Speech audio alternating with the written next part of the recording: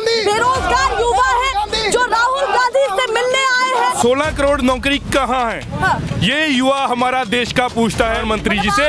और ये यात्रा रख हौसला कर फतेह दुनिया दुख सुख दा ताना पाना है जो डिगदे ने और टह जाते चल समय दे नाल राहुल सिया कि तू अजे इतिहास बनाना है स्टेट चलाने में और स्टेज चलाने में। वो 3 महीने में इनकी गवर्नमेंट फेल हो चुकी है। नौजवान नशे में मर रहा है। आपको तकरीबन हर रोज एयरपोर्ट पे 10 से 15 हजार पंजाब का बंदा जाता है। सबसे ज्यादा यूथ पंजाब का बाहर जा रहा है। क्यों जा रहा है? आज अगर इलेक्शन हो जाए पंजाब में तो 92 में से इनके 90 MLA। मैं ये तस्वीरें दिखाना चाहती हूँ कि ऊपर भी और ट्रक के ऊपर बैठ करके जो बेरोजगारी का मुद्दा उठ रहा है, जॉब इज इक्वल।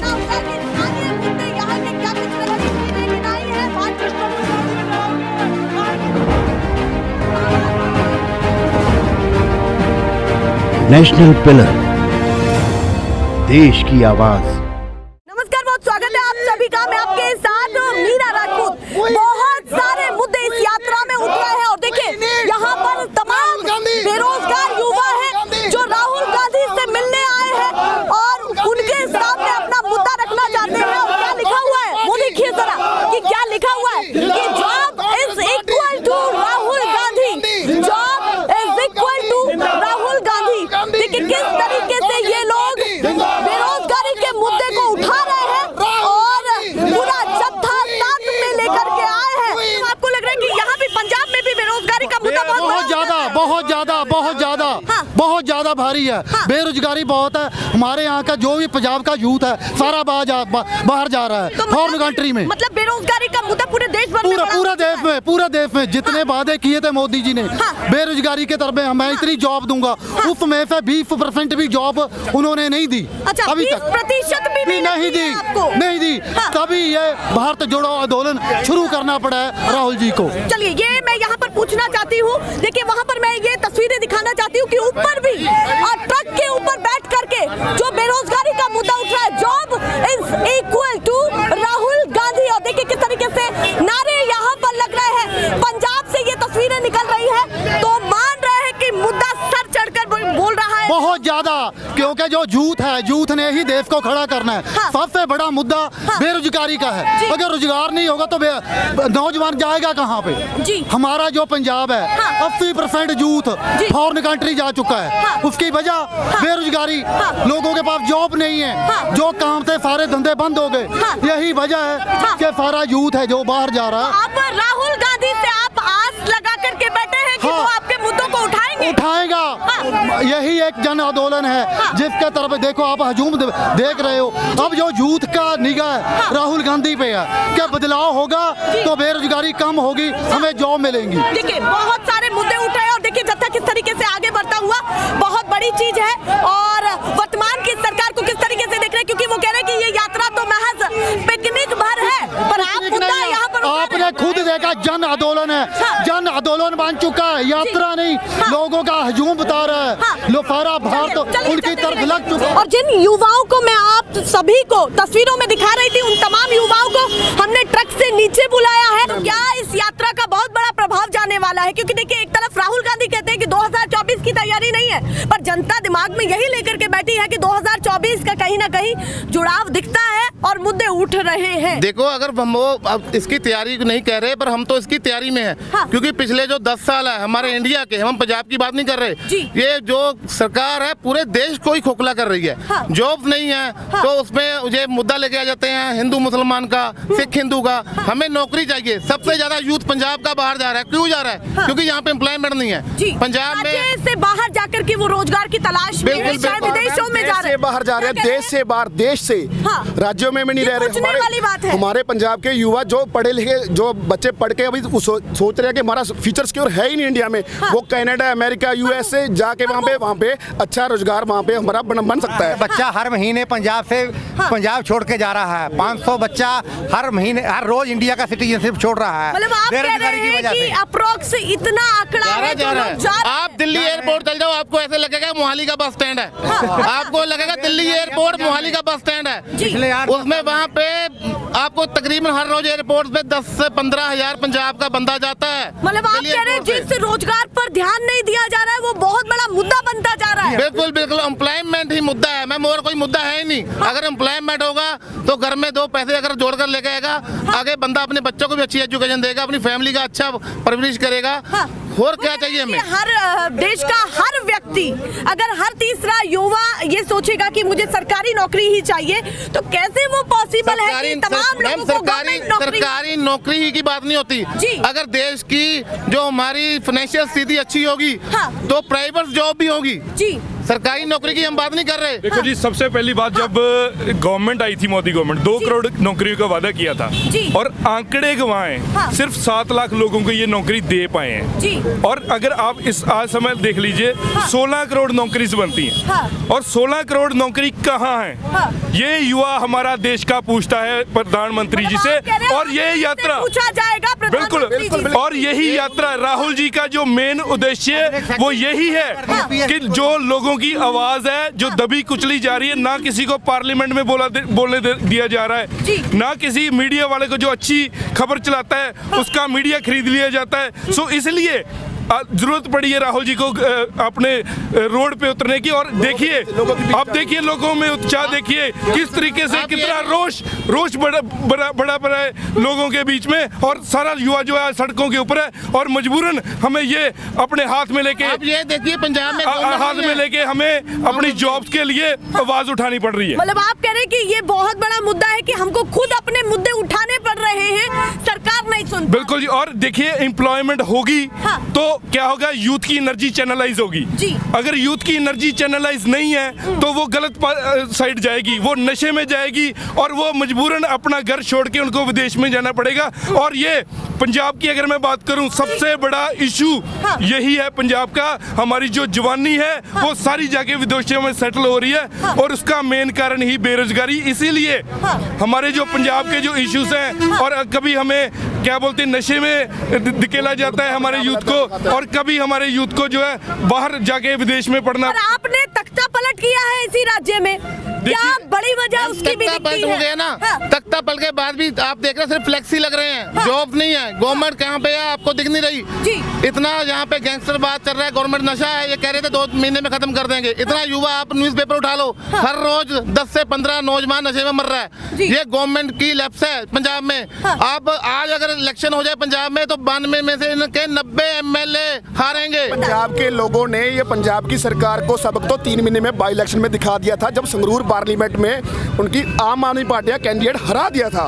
तो वो 3 महीने में इनकी गवर्नमेंट फेल हो चुकी है। मतलब आप कह रहे हैं कि एक पार्टी पर विश्वास किया कांग्रेस को हटा करके, और फिर उसके बाद पंजाब में वैसी ही हालत आपको दिख रही है। 3 महीने में तख्ता पलट कर दिया आम आदमी पार्टी का संगरूर में, जिनका ये बोल रहे थे कि ये संगरूर का गढ़ है, आम आदमी पार्टी पंजाब में कहीं भी हार सकती है, संगरूर में नहीं हार सकती। लेकिन पंजाब के लोगों ने 3 महीने में हरा के पासे कर दिया। आप ये बताइए, विपक्ष का कोई और चेहरा पसंद है, नहीं है, या फिर राहुल गांधी पर विश्वास है? क्या खलबली है अंदर? 2024 की क्या तैयारी? बिल्कुल, राहुल गांधी जी रिलायबल हैं और हमारा यूथ जो है वो रिलायबल नेता के ऊपर रिलाय होगा। और आने वाले 24 में हमारे देश में जो है कांग्रेस की सरकार होगी। और अगर मैं पंजाब की एक मैं पर्टिकुलर बात करना चाहूँगा, स्टेट चलाने में और स्टेज चलाने में इट्स क्वाइट डिफरेंस।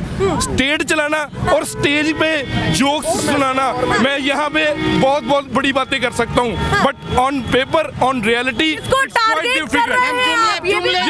यही जुमले नहीं चलेंगे। और यूथ जो है समझ चुका है। और इतना बुरा हाल कभी पंजाब का नहीं हुआ। शरेआम गोलियां मारी जा रही हैं हमारे यूथ को, आए दिन फरोती की बात चलती है।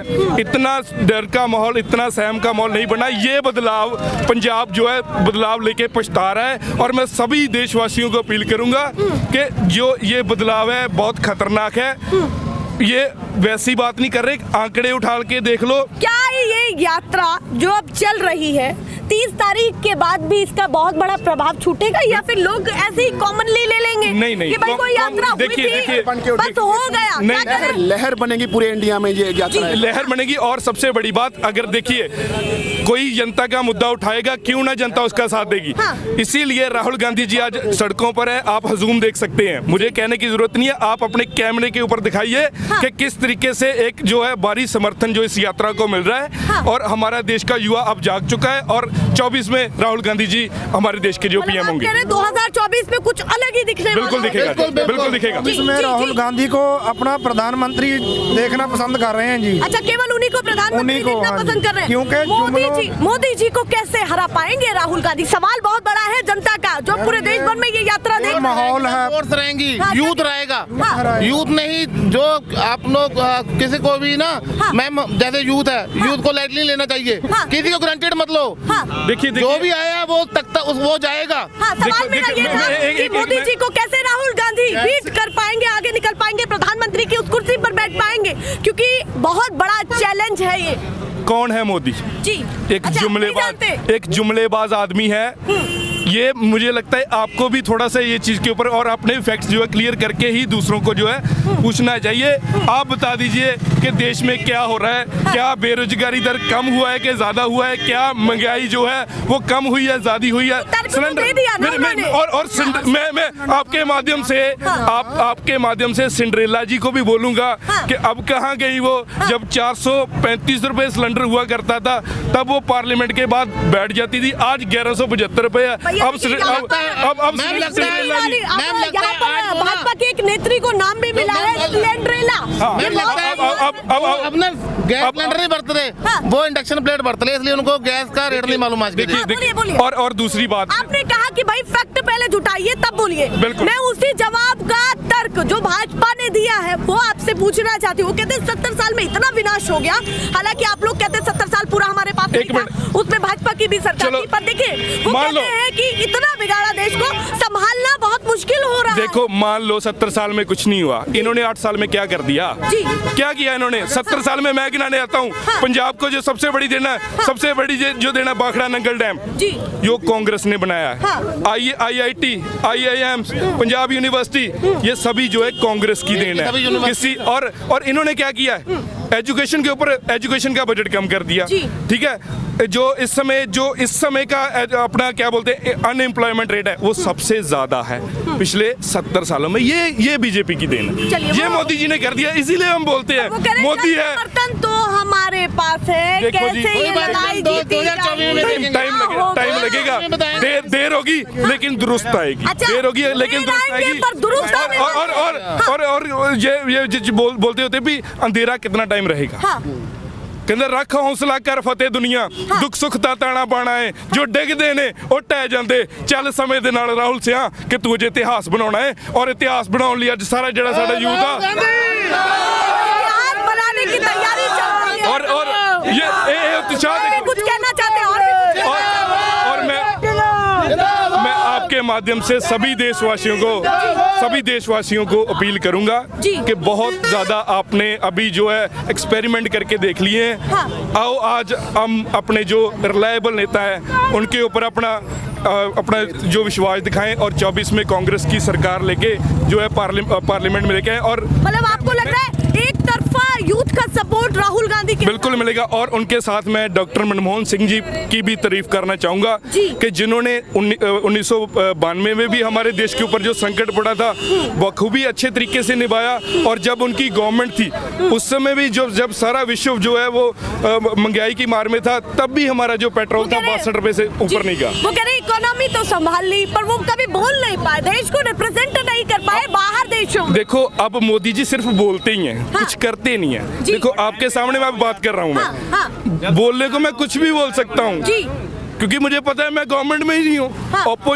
ओपोजिशन में रह के किसी को गालियां देना और नेगेटिविटी फैलाना इट्स क्वाइट इजी, बट कुछ अच्छा करने के लिए और कुछ आगे मतलब कोई चीजें आगे लाने के लिए इट्स क्वाइट डिफिकल्ट और ऑन पेपर भी आपको वर्क करना पड़ता है। और मैं समझता हूँ कि एक अच्छे पढ़े लिखे नौजवान को और नौजवान लीडर को आगे आना चाहिए। आप लोगों को अपनी एक राह दिख रही है राहुल गांधी के। मैम हमारे देश के जब हमारे देश के साइंटिस्ट ने मून पे पैर रखा था, चंद्र पर, वो देश को रिप्रेजेंट करना ही था। ऐसा नहीं है कि भारत खोआ हुआ था, जब मोदी आ गए तो दुनिया को पता लगा कि इंडिया भी कोई देश है। ऐसा नहीं है। मेरी बेनती है एक और आप लोगों को, आप कह रहे हैं कि मीडिया से मेरी बेनती है कि आप यूथ का जो मुद्दे हैं वो उठाओ, एम्प्लॉयमेंट के मुद्दे उठाओ। तभी तो मैं आपसे जो बात कर रही हूँ, पूरे देश को दिखा मैं रहे हैं। आपका धन्यवाद करता हूँ, आप हमारे मुद्दे उठा रहे हो। जी बाकी चैनल्स भी जिनको टीआरपी बहुत ज्यादा है उनको हमारी ये बहुत बड़ी बात वो कह रहे हैं कि मुद्दा उठाया जाए सोशल मीडिया के जरिए, मेन स्ट्रीम मीडिया के जरिए भी, अल्टरनेटिव मीडिया के जरिए।